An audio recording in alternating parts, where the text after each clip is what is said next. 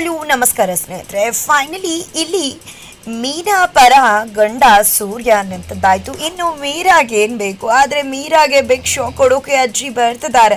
ಆದ್ರೆ ನಡುವೆ ಮನೋಜ ನಾಟಕ ಮಾಡ್ತಿದ್ದಾನೆ ಅನ್ನೋ ವಿಷಯ ರವಿ ದಂಪತಿಗಳಿಗೆ ಗೊತ್ತಾಗಿ ಬಿಡ್ತಾ ಸೂರ್ಯ ಮನೋಜನ ಹೆಂಡತಿ ಮುಖವಾಡನ ಕಳ್ಚಿಟ್ಟೇ ಬಿಟ್ಟ. ಏನಾಗ್ತದೆ ಇದೆಲ್ಲವನ್ನ ಕೂಡ ತಿಳ್ಕೊಬೇಕು ಅಂದ್ರೆ ಈಗಲೇ ನಮ್ಮ ಈ ಚಾನಲ್ನ ಸಬ್ಸ್ಕ್ರೈಬ್ ಮಾಡಿ, ಹಾಗೆ ಈ ಒಂದು ವಿಡಿಯೋವನ್ನ ಪೂರ್ತಿಯಾಗಿ ನೋಡಿ. ಇಲ್ಲಿ ಮೀನಾ ಎಲ್ರಿಗೂ ಕೂಡ ಮಾಡ್ಕೊಡೋದೆ ಕೇಳೋರ್ಗೆಲ್ಲ ಕೂಡ ಉಪಚರಿಸೋದೆ. ಒಬ್ಬೊಬ್ರಿಗೆ ಒಂದೊಂದು ತಿಂಡಿ ಬೇಕು, ಎಲ್ಲವನ್ನ ಕೂಡ ಮೀರಾ ಮಾಡ್ತಿದ್ದಾಳೆ. ಅವಳ ಗಂಡ ಸೂರ್ಯನಿಂದ ಇದ್ಯಾವ್ದನ್ನ ಕೂಡ ನೋಡೋಕ್ಕಾಗ್ತಿಲ್ಲ. ಏನ್ ನನ್ನ ಹೆಂಡತಿ ಏನು ಸರ್ವೆಂಟ ಅಂತ ಅನ್ನಿಸ್ಬಿಡ್ದ. ಹಾಗಾಗಿ ಬಂದವನೇ ಮೊಟ್ಟೆ ತಗೊಂಡು ನೆಲಕ್ಕೆ ಹಾಕೊಂಡು ಬಡ್ದು ಬಿಡ್ತಾನೆ. ಈ ಕಡೆ ರವಿ ಹೆಂಡತಿಗಂತೂ ಏನಿದು, ನಾವೇನಾದ್ರೂ ಕೇಳಿದ್ವಾ ಉಪಚರಿಸಿ ಅಂತ. ಅವ್ರು ಮೊದ್ಲಿಂದನೂ ಅಡುಗೆ ತುಂಬಾ ಚೆನ್ನಾಗಿ ಮಾಡ್ತಿದ್ರು ಅಂತ ನಾನು ಮೊದ್ಲಿಂದ ಹೇಳ್ತಿದ್ದೆ. ಅವ್ರು ಚೆನ್ನಾಗಿ ಅಡುಗೆ ಮಾಡ್ತಾರೆ ಅಂತ ಅಷ್ಟೇ ಹೇಳಿದ್ದು. ಅದನ್ನ ಬಿಟ್ಬಿಟ್ಟು ಈ ರೀತಿಯೆಲ್ಲ ರಿಯಾಕ್ಟ್ ಮಾಡೋದಾ ಅಂತ ಬೇಜಾರು ಮಾಡಿಕೊಂಡು ನಾನು ಹೋಗ್ತೀನಿ, ನನಗೆ ರೆಕಾರ್ಡಿಂಗ್ ಇದೆ ಅಂತ ಹೋಗ್ಬಿಡ್ತಾಳೆ. ನಂತರ ಈ ಕಡೆ ಮನೋಜನ ಹೆಂಡತಿ ಕೂಡ ಹೋಗ್ತಾರೆ.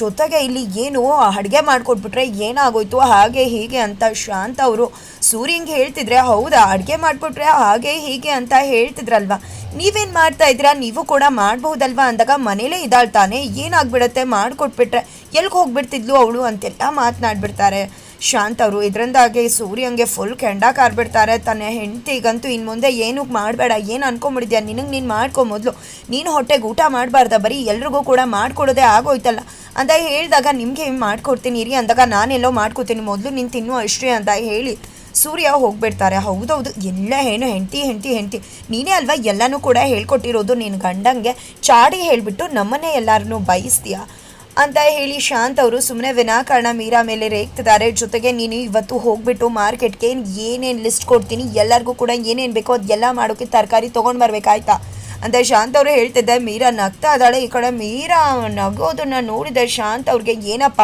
ನನ್ನ ಮಾತಿಗೆ ಬೆಲೆನೇ ಇಲ್ವಲ್ಲ ಅಂತ ಅನ್ನಿಸ್ಬಿಡುತ್ತೆ. ತದನಂತರ ಈ ಕಡೆ ಕತ್ಲಾಗತ್ತೆ. ಸೂರ್ಯ ಬಂದಿದ್ದಾರೆ. ಮೀರಾ ಬಿಸಿನೀರು ತೊಗೊಂಡು ಬರ್ತಾರೆ. ಇದನ್ನು ಕುಡಿಯೋಕ್ಕಾಗತ್ತಾ ಅಂದಾಗ ಬಿಸಿನೀರನ್ನೇ ಕುಡಿಬೇಕು, ಅದೇ ಒಳ್ಳೇದು ಅಂತ ಮೀರಾ ಹೇಳ್ತಾಳೆ. ಸರಿ ಊಟ ಆಯ್ತಾ ನಿಂದು ಅಂದಾಗ ಹಾಂ ಆಯಿತು ಅಂದಾಗ ಎಲ್ರಿಗೂ ಕೂಡ ಮಾಡಿಕೊಟ್ಟೆ ಅಲ್ವಾ, ನಿನಗೆ ನೀನೇನಾದರೂ ಮಾಡ್ಕೊಂಡ್ಯಾ ಅಂದಾಗ ಎಲ್ರಿಗೂ ಮಾಡಿಕೊಟ್ಟೆ, ಉಳಿದಿರೋದನ್ನು ನಾನು ತಿಂದೆ ಅಂತ ಹೇಳಿಬಿಡ್ತಾಳೆ. ಏನು ಹೇಳ್ತಿದ್ಯಾ, ಎಲ್ರಿಗೂ ಅವ್ರವ್ರಿಗೆ ಏನು ಬೇಕೋ ಮಾಡಿಕೊಟ್ಟು ನಿನ್ಗೇನು ಬೇಕೋ ಮಾಡ್ಕೊಡೋಕ್ಕಾಗಲ್ವಾ ಅಂದಾಗ, ಅದನ್ನು ತಿನ್ನಲಿಲ್ಲ ಅಂದರೆ ತಂಗ್ಳನ್ನ ಬೆಳಗ್ಗೆ ಅತ್ತೆ ನನಗೆ ತಿನ್ನಿಸ್ತಾರೆ, ಅದನ್ನು ತಿನ್ನೋರು ಯಾರು ಅಂತ ನಾನೇ ತಿನ್ಕೊಂಡೆ ಈಗಲೇ ಅಂದ ತಕ್ಷಣ ಈ ಕಡೆ ಸೂರ್ಯಂಗೆ ತುಂಬ ಬೇಜಾರಾಗ್ಬಿಡುತ್ತೆ.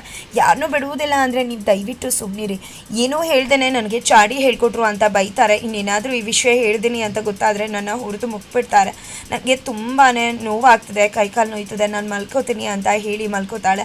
ಬೆಳಗ್ಗೆ ಆಗ್ತಿದ್ದಂತೆ ರವಿ ದಂಪತಿಗಳಿಬ್ರು ಕೂಡ ಕಾರ್ನ ತಗೊಳ್ಳೋಣ ಅಂತ ಹೋಗಿದ್ದಾರೆ ಶೋರೂಮ್ಗೆ. ತನ್ನ ಅಣ್ಣ ಮನೋಜ ಇದ್ರೆ ಚೆನ್ನಾಗಿರತ್ತೆ ಅಂತ ಅನ್ಕೊಂಡು ಮನೋಜ್ ಬಗ್ಗೆ ಮಾತಾಡಿದ್ರೆ ಅಲ್ಲಿರ್ತಕ್ಕಂಥವ್ರು ಇಲ್ಲಿ ಯಾರು ಮನೋಜನವರು ವರ್ಕ್ ಮಾಡ್ತಿಲ್ಲ ಅಂದಾಗ ಕಾಲ್ ಮಾಡ್ತಾರೆ ಮನೋಜ್ಗೆ. ಮನೋಜ್ ಕಾಲ್ ಮಾಡಿದೆ, ನಾನು ಆಫೀಸಲ್ಲಿ ಇದ್ದೀನಿ ಅಂದಾಗ ನಾವಿಲ್ಲೇ ಬಂದಿದ್ದೀವಿ ಅಂದ ತಕ್ಷಣ ತಲ್ಲಣ ಗುಟ್ಬಿಡ್ತಾರೆ. ಮನೋಜ್ ನಾನು ಹೆಡ್ ಆಫೀಸಲ್ಲಿ ಇದ್ದೀನಿ ಅಂತ ನಾಟಕ ಮಾಡಿಬಿಡ್ತಾರೆ.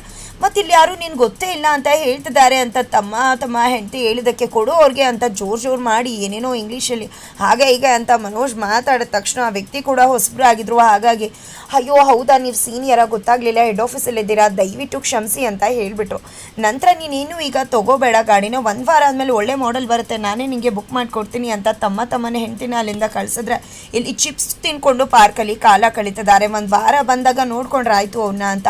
ಆದರೆ ಮನೆಗೆ ಹೋಗಿದ್ದ ರವಿ ದಂಪತಿಗಳಿಬ್ಬರು ಕೂಡ ಫ್ಯಾಮಿಲಿ ಜೊತೆ ಕೂತ್ಕೊಂಡು ಮಾತನಾಡ್ತಿದ್ದಾರೆ. ಮನೋಜ್ ಹೆಂಡತಿ ಅಪ್ಪ ಅಮ್ಮ ಎಲ್ಲರೂ ಕೂಡ ಇದ್ದಾರೆ, ಮೀನಾ ಕೂಡ ಇದ್ದಾಳೆ. ಜೊತೆಗೆ ರವಿ ಹೇಳ್ತಿದ್ದಾನೆ, ಎಷ್ಟು ಮನೋಜಂಗೆ ಆಫೀಸಲ್ಲಿ ಬೆಲೆ ಗೊತ್ತಾ, ಹೆಡ್ ಕ್ವಾರ್ಟರ್ಸ್ ಬೇರೆ, ಅವನಿಗೆ ಪ್ರಮೋಷನ್ ಆಗಿದೆ ಅಂತದಾಗೆ. ಹೌದಾ ನಮ್ಗೆ ಯಾರಿಗೂ ಹೇಳಲೇ ಇಲ್ವಲ್ಲ ಅಂತ ಹೆಂಡತಿ ಎಲ್ಲ ಕೇಳ್ತಿದ್ದಾರೆ. ಅಮ್ಮಗೆ ತುಂಬ ಚೆನ್ನಾಗಿ ಗೊತ್ತು ತನ್ನ ಮಗನ ಬಂಡವಾಳ ಅಂತ ಏನು ಅಂತ. ಅಯ್ಯೋ ಏನು ಹೇಳ್ತಾನೆ, ಹೇಳಿಲ್ಲ ಅಷ್ಟೇ ಅಂತ ಹೇಳಿ ಎಲ್ಲವನ್ನ ಕೂಡ ಸಮಜಾಯಿಷಿ ಮಾಡ್ತಿದ್ದಾರೆ. ತದನಂತರ ಸೂರ್ಯ ಬರ್ತಾರೆ. ಸೂರ್ಯ ಬರ್ತಿದ್ದಾಗೆ ಈ ಕಡೆ ಏನು ಅಪ್ಪ ನಿನಗೆ ಹೇಗೆ ಕಾರ್ ತೊಗೊಟ್ರು ಹಾಗೆ ನಮಗೂ ಕೂಡ ದುಡ್ಡು ತೊಗೊಟ್ರೆ ನಾವು ನಮ್ಮದೇ ಕಂಪ್ನಿ ಕಾರ್ ಶೋರೂಮ್ ಶುರು ಮಾಡ್ಬೋದಲ್ವಾ ಅಂತ ಮನೋಜ್ ಶುರು ಮಾಡ್ಕೊಂಬಿಡ್ತಾರೆ. ಹೌದಾ ನನಗೇನು ದುಡ್ಡು ಕೊಟ್ಟರು, ಅದು ಹೊರಗಡೆ ಇದೆ ಕಾರು, ನಿನಗೆ ಕೊಟ್ರಲ್ಲ 28 ಲಕ್ಷ, ಎಲ್ಲೋಯ್ತು ಅದು ಅಂತ ಕೇಳ್ತಿದ್ದಾಗೆ ತಲೆ ತಗ್ಸಿ ನಿಂತ್ಕೋಬೇಕಾಗಿದೆ ಮನೋಜ. ತದನಂತರ ನಿಮ್ಮ ಹೆಂಡತಿ ನೋಡಿದ್ರು ಕೂಡ ಡೌಟ್ ಬರ್ತಿದೆ. ನಿಮ್ಮ ಅಪ್ಪ ಏನೋ ಕೇಳಿದ ತಕ್ಷಣ ದುಡ್ಡು ಕಳಿಸಿದ್ರು ಮಾರಿಷಸ್ಸಿಂದ, ಮಗಳನ್ನ ನೋಡೋಕೆ ಯಾಕೆ ಬರ್ತಾ ಇಲ್ಲ ಅಂತ ಹೇಳಿದ ತಕ್ಷಣ ಬೆಚ್ಚ ಬಿದ್ದುಬಿಡ್ತಾಳೆ ಇಲ್ಲಿ ಮನೋಜ್ ಹೆಂಡತಿ ಕೂಡ. ತದನಂತರ ಅಲ್ಲಿ ಅವ್ರಿಗೇನೋ ವರ್ಕ್ ಬ್ಯುಸಿ ಇರುತ್ತೆ ಹಾಗೆ ಹೀಗೆ ಅಂತ ಅತ್ತೆ ಶಾಂತ ಅಂತೂ ಬ್ಯಾಟಿಂಗ್ ಮಾಡ್ತಾ ಇದ್ರೆ ಈ ಕಡೆ ಏನು ಇಲ್ಲೇ ಇದೆಯಾ ಬಂದ್ಬಿಡಕ್ಕೆ ಮೀರಾ ಮನೆ ಥರ ಅಂತ ಹೇಳ್ತಿದ್ದಾರೆ. ಹೌದೌದು, ಅವರು ಆಸ್ಟ್ರೇಲಿಯಾದಲ್ಲಿ ಎಲ್ಲಿ ಮಗಳು ನೋಡಬೇಕು ಅಂದರೆ ಅನ್ಸಿದ್ರೆ ಬರಲೇಬೇಕಾಗುತ್ತೆ. ನಾವಾದರೂ ಕೆಲಸ ಬಿಟ್ಟು ಬರೋಕ್ಕಾಗಲ್ಲ, ಅದೇ ನಮ್ಮ ಹೊಟ್ಟೆಪಾಡು. ಅವ್ರಿಗೇನು ಬೇಕಾದ ಶ್ರೀಮಂತರು ಅಂತ ಹೇಳ್ತಿದ್ದಾಗ ಈ ಕಡೆ ಮನೋಜ್ಗೆ ಫುಲ್ಲು ಗೋಬಿ ಮಂಚೂರಿ ಸ್ಮೆಲ್ ಬಂದ್ಬಿಡುತ್ತೆ. ಏನೋ ಸ್ಮೆಲ್ ಬರ್ತಿದೆ ಅಂತದಾಗೆ ಗೋಬಿ ಮಂಚೂರಿ, ಅದು ನಾನು ಹೆಂಡತಿಗೋಸ್ಕರ ತಂದಿರೋದು ಅಂತ ಹೆಂಡತಿ ಕರ್ಕೊಂಡು ಸೂರ್ಯ ಒಳಗೆ ಹೋಗ್ಬಿಡ್ತಾರೆ. ಇದೇನಿದು ತಾರತಮ್ಯ, ಮನೇಲಿ ಎಲ್ರಿಗೂ ಕೂಡ ಒಟ್ಟಿಗೆ ಮಾಡಬೇಕಲ್ವಾ ಅಂತ ಶಾಂತ ಅವರಂತೂ ಹೇಳ್ತಾ ಇದ್ದಾರೆ. ಬಟ್ ಅವ್ರ ಗಂಡ ಮಾತ್ರ ಯಾವತ್ತೂ ಕೂಡ ಸೂರ್ಯ ಪರನೇ ಬ್ಯಾಟಿಂಗು. ತದನಂತರ ಎಲ್ಲರೂ ಕೂಡ ರವಿ ದಂಪತಿಗಳು ಹಾಗೆ ಮನೋಜ್ ದಂಪತಿಗಳು ಎಲ್ಲರೂ ಕೂಡ ಹೋಗ್ತಾರೆ. ನಾನಿಷ್ಟು ಶಾಂತವಾಗಿರೋದ್ರಿಂದ ಇವರಿಬ್ರು ಹೆಚ್ಕೊಂಡಿರೋದು ಅಂತ ಪಾಪ ಹತ್ಯೆ ಅನ್ಕೋತಿದ್ದಾರೆ. ಇದೆಲ್ಲ ಆಗೋದ್ರ ಜೊತೆಗೆ ಮೀರಾಗೆ ಬಿಗ್ ಶಾಕ್. ಜೊತೆಗೆ ಮೀನಾಗೆ ಅಜ್ಜಿ ಕಾಲ್ ಮಾಡಿದೆ, ರವಿಗೆ ಒಂದು ಒಳ್ಳೆ ಹುಡುಗಿ ನೋಡಿದ್ದೀನಿ, ಅದ್ರ ಬಗ್ಗೆ ಮಾತಾಡಬೇಕು ಅಂತ ಮನೆಗೆ ಬರ್ತಿದ್ದೀನಿ ಅಂತ ಹೇಳ್ತಿದ್ದಾರೆ. ಮದುವೆ ವಿಷಯ ಗೊತ್ತಿಲ್ಲ, ಏನಪ್ಪ ಮಾಡೋದು ಅಂತ ಮೀನಾ ಗಾಬರಿ ಆಗ್ತಿದ್ದಾಳೆ. ಹಾಗಿದ್ರೆ ಮುಂದೆ ಏನಾಗುತ್ತೆ ತಿಳ್ಕೊಬೇಕು ಅಂದರೆ ಮೊದಲ ವಿಡಿಯೋಗೋಸ್ಕರ ವೇಟ್ ಮಾಡೋದನ್ನು ಮರಿಬೇಡಿ.